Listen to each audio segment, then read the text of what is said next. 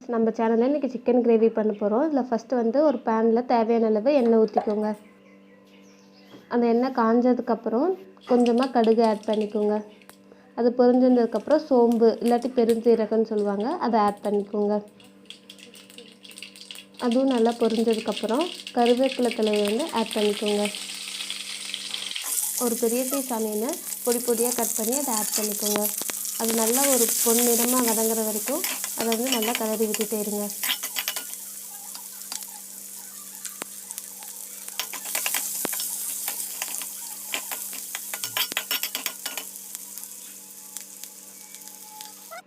இப்போ தக்காளி ஒரு மீடியம் சைஸ் தக்காளியை வந்து கட் பண்ணி அதையும் வந்து அந்த ஆனியனோட வந்து ஆட் பண்ணுங்கள்.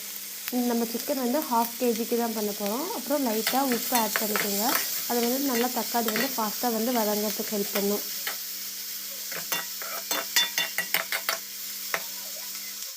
இப்போ தேவையான அளவு மஞ்சள் தூள் வந்து ஆட் பண்ணிக்கோங்க.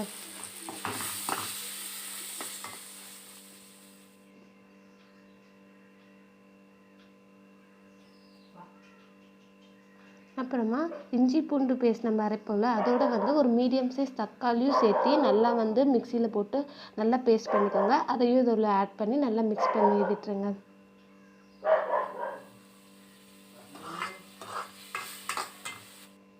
அதை கொஞ்ச நேரம் அப்படியே வந்து எண்ணெயிலே வந்து வேக விடுங்க. வெந்ததுக்கப்புறம் சில்லி பவுடர் மிளகாத்தூள் வந்து தேவையான அளவு ஆட் பண்ணிக்கோங்க.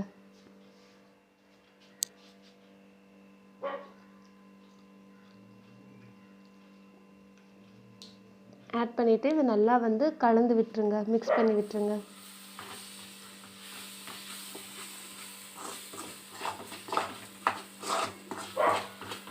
இதுக்கப்புறம் சிக்கனில் ஆட் பண்ண போகிறோம். சிக்கன் வந்து ஆட் பண்ணுறதுக்கு முன்னாடி அதை நல்லா ப்ராப்பராக நம்ம வந்து வாஷ் பண்ணணும். ஸோ சிக்கனை வந்து நாங்கள் 1/2 kg எடுத்துருக்கோம். அதை நல்லா வந்து மஞ்சத்தூள்லாம் போட்டு வாஷ் பண்ணிக்கோங்க.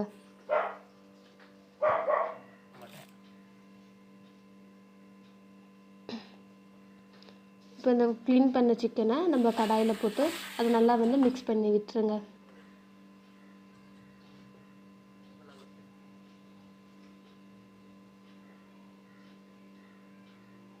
அப்புறம் தண்ணி வந்து ஆட் பண்ணுங்கள். அந்த சிக்கன் வந்து எவ்வளோ போட்டிருக்கோமோ அதை விட கொஞ்சம் மேலே இருக்கிற மாதிரி தண்ணி வந்து ஆட் பண்ணிக்கோங்க. ஆட் பண்ணிவிட்டு அந்த நல்லா எல்லாமே நல்லா மிக்ஸ் பண்ணி விட்டுருங்க. அப்புறம் சால்ட் வந்து தேவையான அளவு ஆட் பண்ணுங்கள். ஏன்னா நம்ம முன்னாடியே தக்காளி வேகையிலேயே கொஞ்சம் சால்ட் போட்டிருக்கோம். ஸோ சால்ட் வந்து உங்கள் தேவையான அளவு ஆட் பண்ணிக்கோங்க. அப்புறம் தனியா பவுடர், அதாவது மல்லித்தூள் சொல்லுவாங்கள்ல, அதை வந்து 2 ஸ்பூன் ஆட் பண்ணிக்கோங்க. அந்த தனியா பவுடர் போட்டிங்கன்னா தான் உங்களுக்கு அந்த கிரேவி கன்சிஸ்டன்சி வந்து கிடைக்கும். அதை நல்லா மிக்ஸ் பண்ணி விட்டுருங்க.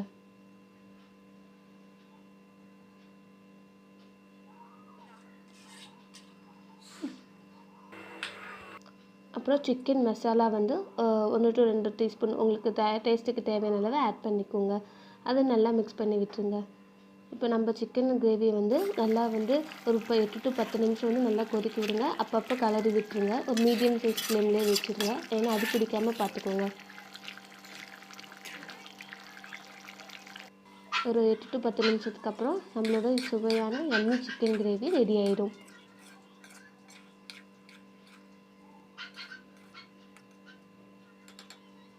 ஒரு 15 மினிட்ஸ்லேயே இந்த சிக்கன் கிரேவியை நம்ம ரெடி பண்ணிடலாம்.